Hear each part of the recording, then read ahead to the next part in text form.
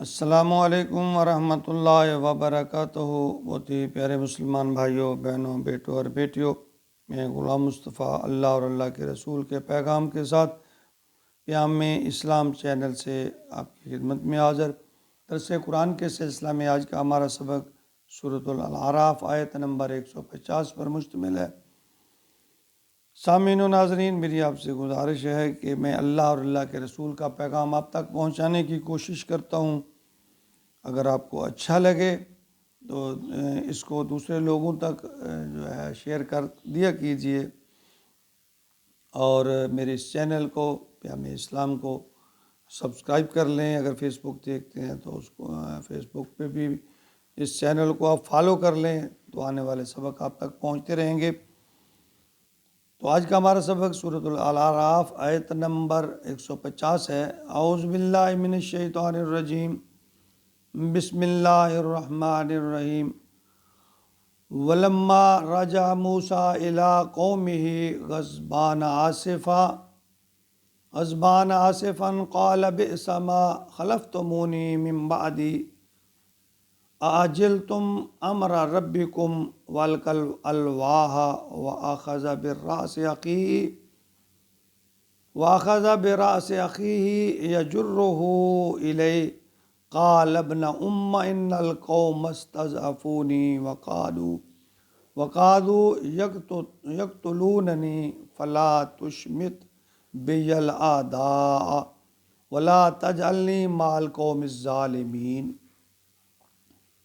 موسیٰ علیہ السلام کو اللہ نے کوہ طور پر آگاہ کر دیا، اے موسیٰ تیری قوم پھر فتنے میں پڑ چکی ہے۔ تو موسیٰ کو سخت رنج و ملال ہوا، تو فرمایا ولما رجع موسیٰ الی قومہ غضبان آسفا، جب موسیٰ لوٹے اپنی قوم کی طرف سخت غضبناک ہو کر، غصے کی حالت میں، یعنی وہ اپنی قوم کو اس حالت میں دیکھ کر سخت غضبناک ہوئے۔ موسیٰ علیہ السلام کا مزاج ویسے بھی جلالی تھا، اور دوسرا اس قوم کا جو جرم تھا، جس گمراہی میں وہ مبتلا ہو گئے تھے، تو اس کی نوعیت بھی تو بہت شدید تھی، اس کو برداشت کرنا بھی تو ایک نبی کے لیے بہت مشکل تھا۔ تو پھر اللہ تعالیٰ نے آپ کو کوہ طور پر بھی بتا دیا کہ یہ تیری قوم فتنے میں پڑ چکی ہے، تو لہٰذا قال بئس ما خلفتمونی من بعدی، آپ نے فرمایا بری ہے میری جانشینی، میری نیابت جو تم نے میرے بعد کی۔ یعنی یہ حضرت موسیٰ علیہ السلام جو ہیں وہ حضرت ہارون کو بھی اور اپنی قوم کو بھی اس سے مخاطب ہیں کہ تم نے میرے بعد یہ کیا ستم ڈھایا ہے۔ آجل تم امر ربکم، کیا تم نے اپنے رب کے معاملہ میں جلدی کی، تمہیں کیا جلدی پڑی تھی۔ تو یعنی سامری نے جو فتنہ ڈالا تھا، جو بچھڑا بنا دیا تھا، تو موسیٰ علیہ السلام تم کم از کم میرے آنے کا انتظار تو کر لیتے۔ وَأَلْقَى الْأَلْوَاحَ، تختیوں کو ایک طرف رکھ دیا، یعنی یہاں ایک جلدی میں رکھ دیا، یعنی جو آپ کو اللہ تعالیٰ نے احکامات لکھ کر دیے تھے وہ آپ کے ہاتھ میں تھے، آپ نے ان کو ایک طرف رکھا۔ وَأَخَذَ بِرَأْسِ أَخِيهِ يَجُرُّهُ إِلَيْهِ، اور غصے میں اپنے بھائی کے داڑھی کے سر کے بال پکڑ کر کھینچنے لگے۔ حضرت موسیٰ یعنی اتنے غصے میں آئے کہ ان کو اپنی طرف کھینچا کہ میں تجھے اپنا جانشین مقرر کر کے گیا تھا، تو نے قوم کا خیال رکھنا تھا، تو نے قوم کو بچھڑے کی عبادت پہ لگا دیا، کیسا ستم ڈھایا ہے۔ قال ابن ام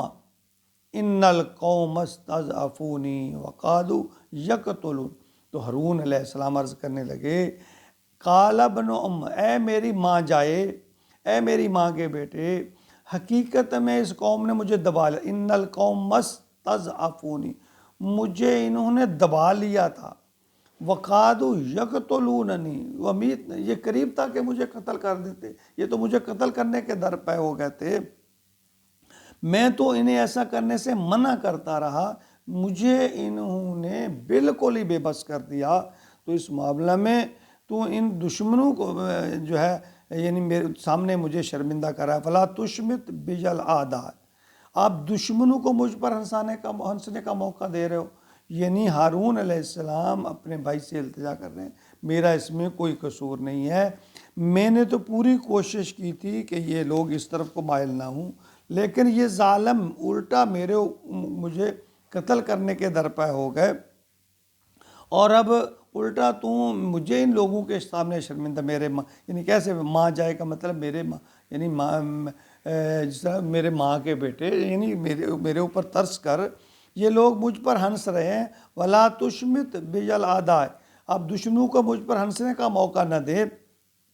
ولا تجعلنی مع القوم الظالمین، اور مجھے ان ظالموں کے ساتھ شامل نہ کر۔ یعنی وہ اپنی ہارون علیہ السلام نے اپنی مکمل طور پر صفائی دی کہ اے موسیٰ میرا اس میں قصور نہیں ہے، میں نے ان بارہا روکا، ہر طریقے سے روکنے کی کوشش کی، لیکن یہ ظالم الٹا مجھ پر برس پڑے، مجھے قتل کرنے کے درپے ہو گئے، اور یہ سارے کا سارا کیا دارا سامری کا ہے۔ یقیناً جب موسیٰ علیہ السلام ایک اللہ سے پیغام لے کر جب واپس لوٹے تو ایک طرف خوشی تھی، برکت تھی، اللہ کے ساتھ ہم کلامی کا ایک مزہ تھا، لیکن آتے ہی قوم نے سارا مزہ کرکرا کر دیا، اور یہاں جو ہے کہ تختیوں کو اقبال کا الوا، تو اس کا مطلب ہے کہ فٹافٹ ان کو جلدی ایک طرف رکھا، اور انہوں نے ہارون علیہ السلام کو اس کے سر اور داڑھی کے بال، جو روایت میں آتا ہے کہ پکڑ کر جھنجھوڑے